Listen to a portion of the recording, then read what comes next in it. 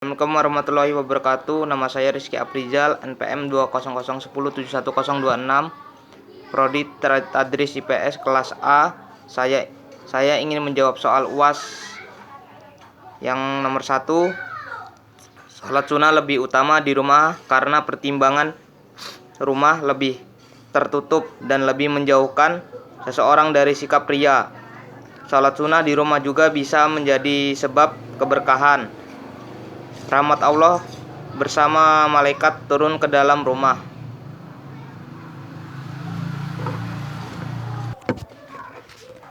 Tersebut juga bisa menjauhkannya dari setan-setan. Rumah yang tidak pernah digunakan beribadah diumpamakan sebagai kuburan.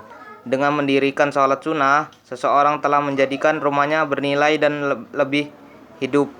Berkaitan dengan ini, Rasulullah SAW juga bersabda, perumpamaan rumah yang disebut nama Allah di dalamnya dan rumah yang tak pernah disebut nama Allah di dalamnya seperti hidup dan mati. Hadis riwayat Muslim. Salat wajib harus ke masjid karena salat wajib yang dilakukan berjamaah di dalam masjid tidak menimbulkan sikap ria. Karena salat sunnah dilakukan berjamaah akan mendapatkan pahala yang berlipat ganda dibandingkan sholat yang dikerjakan seorang diri. Berkaitan dengan ini, Rasulullah SAW bersabda, sholat itu adalah tiang agama Islam. Maka barang siapa yang diaturnya, maka sesungguh ia telah diatur agama, dan barang siapa yang meninggalkan agama, sungguh ia telah merubuhkan agama. Hadis riwayat Baihaqi. Jawaban soal nomor 2. Yang pertama, niat. Niat diwajibkan ketika niat dalam hati wajib berbarengan dengan takbiratul ihram. Harus menyebut 3 poin, yaitu niat menyengaja sholat, niat fardu, dan niat at-tayin. Hal ini berlaku bagi orang yang sholatnya sendirian. Namun jika sholat secara berjamaah, maka status kita sebagai seorang makmum. Artinya poin ke-4 harus menyebutkan niat yang sebagai makmuman karena hukumnya wajib. Kedua, takbiratul ihram. Bacaan takbiratul ihram berupa bacaan takbir pertama yang diucapkan ketika memulai sholat. Bacaan takbiratul ihram adalah Allahu Akbar.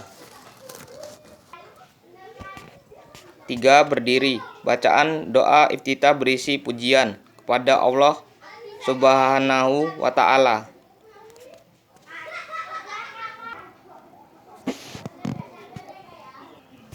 Jawaban soal nomor 3.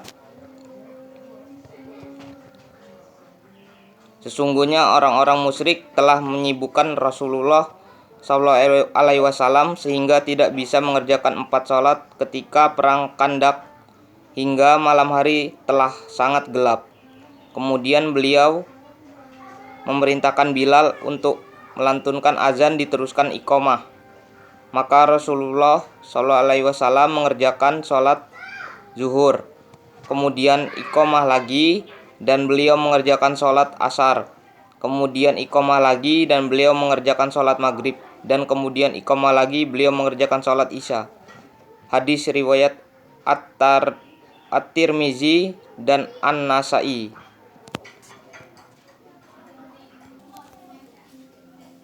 Jawaban soal nomor 4. Rukun nikah yang pertama yaitu mempelai pria dan wanita beragama Islam. Yang kedua, laki-laki bukan mahram bagi calon istri.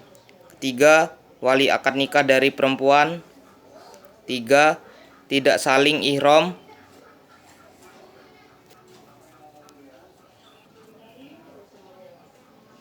5. Pernikahan tidak atas paksaan. Kufu dalam pernikahan adalah kesepadanan atau kesetaraan antara calon mempelai laki-laki dan perempuan yang ditinjau dari berbagai aspek. Sekian saya akhiri. Wassalamualaikum warahmatullahi wabarakatuh.